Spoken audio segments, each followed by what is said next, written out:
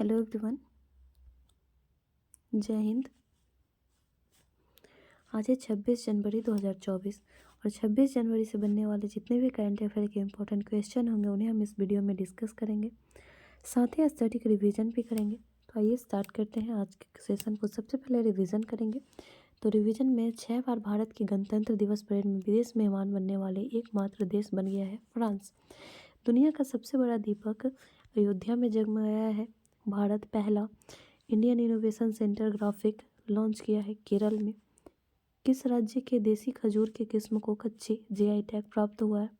कच्ची खड़ेक नाम है उसका, तो ये गुजरात का है।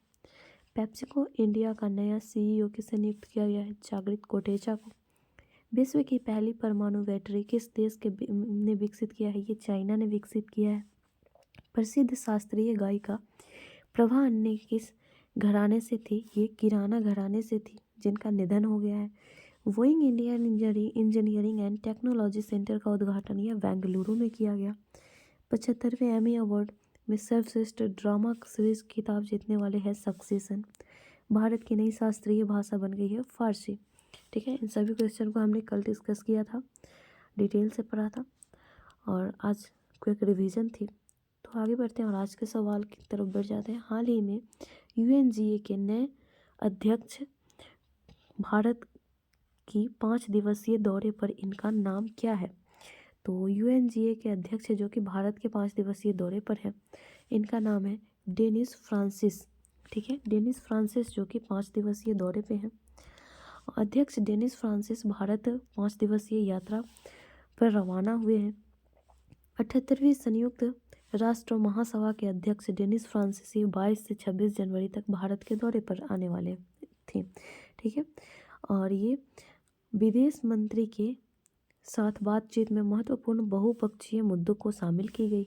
भारत संस्कृत राष्ट्र संबंधों को मजबूत करना, वैश्विक चुनौतियों पर सहयोग बढ़ावा और गणतंत्र दिवस परेड में भाग लेना इनकी यात्रा का उद्देश्य है। यूएनजीए जिसकी स्थापना हुई 1945 में, मुख्यालय इसके न्यूयॉर्क, ठीक है, संयुक्त राज्य अमेरिका में है और अध्यक्ष यहाँ इसके हैं डेनिस फ्रांसिस। ठीक है, ऑप्शन डिस्कस करेंगे। तो ऑप्शन में है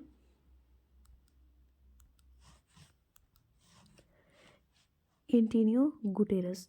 एंटोनियो गुटेरस यूएन के प्रमुख है। ठीक है, यूनाइटेड नेशन के प्रमुख है। टेड्रोस अडानोम, तो ये हो जाएंगे आपके डब्ल्यूएचओ के प्रमुख हो जाएंगे। थॉमस बाक जो है ना, ये आईओसी के अध्यक्ष हो जाएंगे। ठीक है, आगे बढ़ते हैं।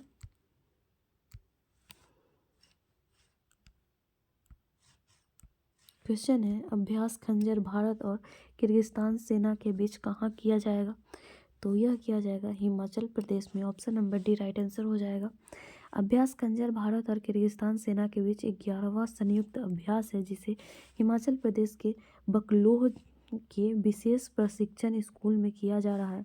इस अभ्यास में भारतीय सेना का प्रतिनिधित्व पैराशूट रेजिमेंट द्वारा किया जा रहा है और किर्गिस्तान का स्कॉर्पियो ब्रिगेड द्वारा किया जा रहा है। किर्गिस्तान जिसकी राजधानी हो जाएगी बिश्केक, मुद्रा यहाँ की होगी किर्गिस्तानी सोम, राष्ट्रपति सदीर जापारोव हो जाएंगे। ठीक है, ऑप्शन डिस्कस करें तो ऑप्शन में है, इन सभी का एक्सरसाइज हम आगे डिस्कस करेंगे। ठीक है, आगे क्वेश्चन है, भारतीय कंपनी टीसीएस दुनिया के सबसे मूल्यवान आईटी सेवा ब्रांड में किस स्थान पर है? तो ये दूसरे स्थान पे है। ठीक है, दूसरे स्थान पर टीसीएस है। दुनिया की दूसरी सबसे आईटी कंपनी बनी है टीसीएस। भारत की सबसे बड़ी आईटी कंपनी टीसीएस ने एआई पर बड़ा निवेश किया था और टीसीएस की ब्रांड वैल्यू अब $19.5 बन गई है, अरब डॉलर बन गई है। दुनिया में ब्रांड वैल्यू के मामले में एक्सचेंजर पहले पायदान पर मौजूद है और जिसकी ब्रांड वैल्यू है कितनी हो जाएगी? $4050.2 करोड़ डॉलर हो जाएगी। वहीं इंफोसिस की ब्रांड वैल्यू 1404.01 करोड़ है। टीसीएस जिसके सीईओ हो जाएंगे के कृति वासन। ठीक है, तो आगे बढ़ते हैं। क्वेश्चन है, युद्धाभ्यास साइक्लोन भारतीय सेना किस देश के साथ करेगी?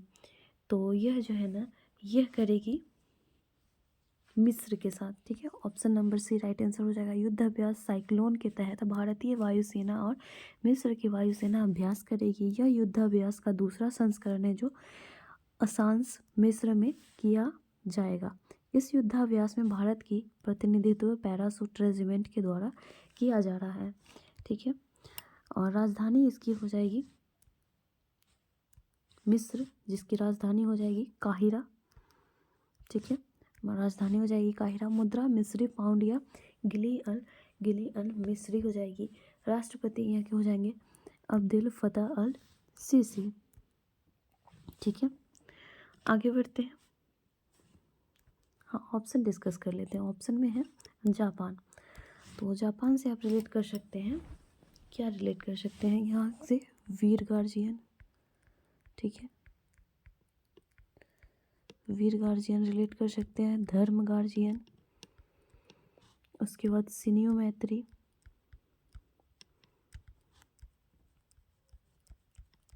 ये सारे आप यहाँ से रिलेट कर सकते हैं। नेपाल से आप रिलेट कर सकते हैं सूर्य किरण। ठीक है, सूर्य किरण नेपाल से। श्रीलंका, तो श्रीलंका से मित्र शक्ति। ठीक है, आगे बढ़ते हैं।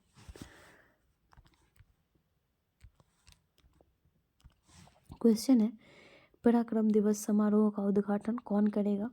तो ये इनका उद्घाटन जो है ना करेंगे Narendra Modi. Option number D right answer हो जाएगा। पराक्रम दिवस कब मनाया जाता है? तो यह 23 जनवरी को मनाया जाता है। ठीक है, पराक्रम दिवस 2024 का उद्घाटन पीएम मोदी के द्वारा दिल्ली स्थित लाल किला पर किया गया है। पराक्रम दिवस पर लाल किले में ऐतिहासिक प्रतिबंधों और जीवंत सांस्कृतिक अभिव्यक्तियों को एक साथ जोड़ते हुए एक बहुआयामी उत्सव मनाया जाएगा। पराक्रम दिवस साल 2021 में हर साल नेताजी सुभाष चंद्र बोस के सम्मान में मनाया जाता है। इस अवसर पर भारत पर्व की डिजिटल रूप से शुरुआत किया जाएगा। ठीक है, निर्मला सीतारमन, तो निर्मला सीतारमन ये इन्होंने अभी हाल ही में क्या किया है? तो श्रीलंका में SBI के ब्रांच का उद्घाटन किया है। अमित शाह केंद्रीय मंत्री हैं, तो इन्होंने स्टैच्यू ऑफ पीस का उद्घाटन किया। कहाँ पे? तो जम्मू और कश्मीर में। निर्मला सीतारमन, इनका तो हो ही गया है, बच गए अनुराग ठाकुर। तो ये खेलो इंडिया पैरा गेम। ठीक है, खेलो इंडिया पैरा गेम में इन्होंने उद्घाटन किया है उसका। ठीक है, तो आगे बढ़ते हैं।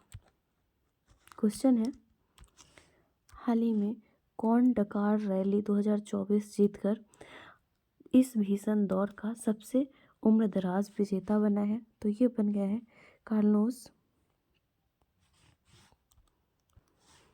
कार्लोस सेंज बन गया है। ठीक है, option number B right answer हो जाएगा। कार्लोस सेंज ने 61 वर्ष की आयु में चौथी बार डकार रैली जीतकर इतिहास रच दिया है। कार्लोस सेंज इस जीत के साथ इस रेस से सबसे उम्रदराज विजेता बन गए हैं और रेड बुल के कार्लोस सेंज का एक एल मैटाडोर के नाम से भी जाना जाता है। यह डकार रैली की कार श्रेणी में ऑडी का पहला खिताब है।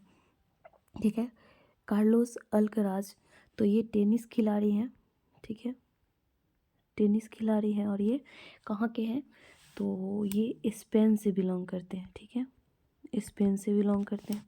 उसके बाद है नोवाक जोकोविच, ये भी टेनिस के ही खिलाड़ी है और ये सर्बिया से बिलोंग करते हैं। आगे है डेनियल मेदवेदेव, तो ये रूस के खिलाड़ी हैं।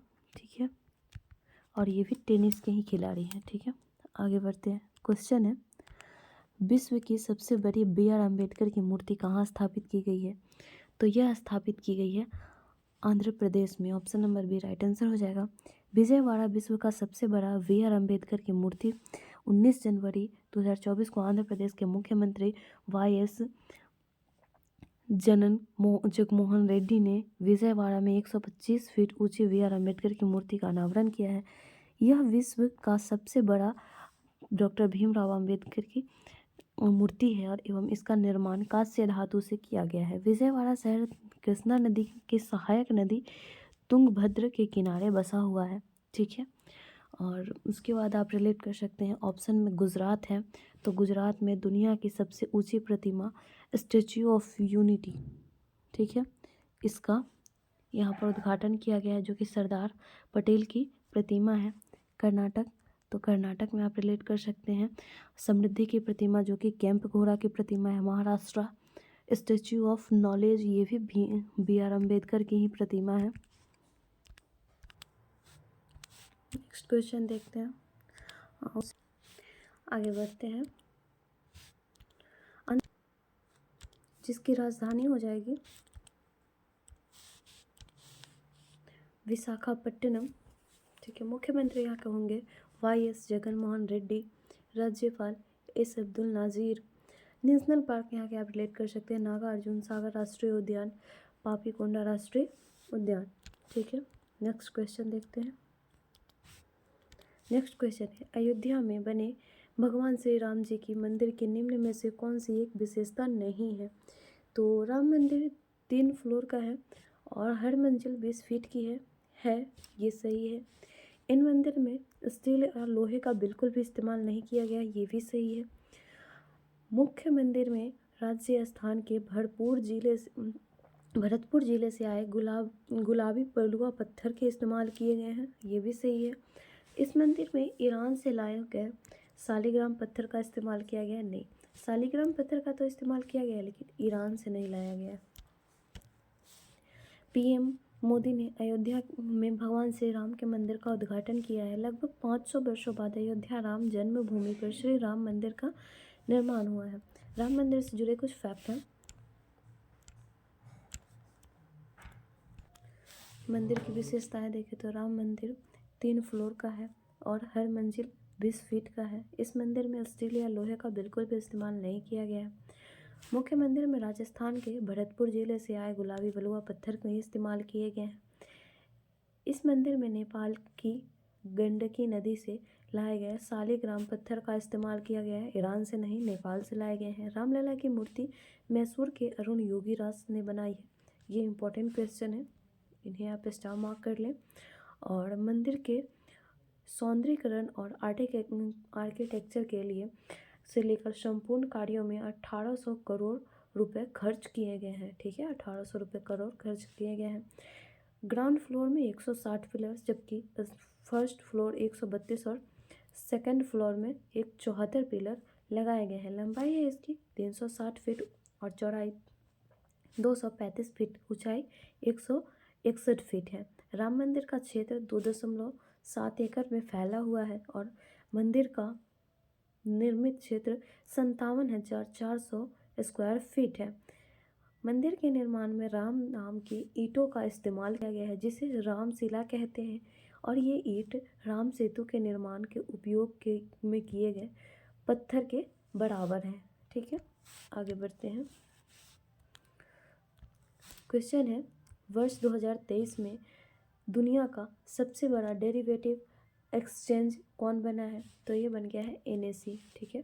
Option number A right answer हो जाएगा, NSE बन गया है। NSE लगातार 5वीं बार दुनिया का सबसे बड़ा डेरिवेटिव एक्सचेंज बन गया है और वहीं ये इक्विटी सेगमेंट NSE अब तीसरे नंबर पर पहुंच गया है, यानी दुनिया का तीसरा सबसे इक्विटी एक्सचेंज बन गया है। ट्रेड किए गए कॉन्ट्रैक्ट की संख्या के हिसाब से वह 2023 में लगातार 5वें साल दुनिया का सबसे बड़ा डेरिवेटिव एक्सचेंज बना है। NSE पर कुल लिस्टेड कंपनियों की संख्या 7000 के करीब पहुंच गई है। NSE का फुल फॉर्म हो जाएगा नेशनल स्टॉक एक्सचेंज। मुख्यालय इसकी है मुंबई में और स्थापना 1992 में की गई। अध्यक्ष इसके हो जाएंगे गिरीश चंद्र चतुर्वेदी, CEO आशीष कुमार चौहान हो जाएंगे, ठीक है। स्टैटिक जीके में है, महात्मा गांधी का जन्म दिवस किस तिथि को मनाया जाता है? 2 अक्टूबर को। महात्मा गांधी का पूरा नाम क्या है? मोहनदास करमचंद गांधी। किस आंदोलन के समय गांधी जी ने मेरे जीवन का यह अंतिम संघर्ष होगा और आंदोलनकारियों को करो और मरो का नारा दिया, भारत छोड़ो आंदोलन। प्रथम विश्व युद्ध के दौरान महात्मा गांधी को क्या कहा गया था? तो रिक्रूटिंग सार्जेंट कहा गया था। महात्मा गांधी ने सत्याग्रह का प्रमुख अस्त्र क्या है? अहिंसा। यंग इंडिया व हरिजन के संपादक कौन थे? महात्मा गांधी थे। हिंदू स्वराज व माई एक्सपेरिमेंट्स विद टू पुस्तक के लेखक थे महात्मा गांधी। सत्य और अहिंसा मेरा ईश्वर है, किसके अनमोल वचन है? ये गांधी जी के अनमोल वचन है। ठीक है, कल का क्वेश्चन था, केंद्र ने 16वें वित्त आयोग के लिए पदों के सृजन की मंजूरी दी। 16वें वित्त आयोग के अध्यक्ष कौन है? तो डॉक्टर अरविंद पटगडिया इसका आंसर हो जाएगा। ठीक है, आज का सवाल है आप सभी के लिए, IIT मद्रास का नया कैंपस किस देश में शुरू किया जाएगा? इसका आंसर आप कमेंट में देंगे। मिलेंगे नेक्स्ट वीडियो में। Thank you so much.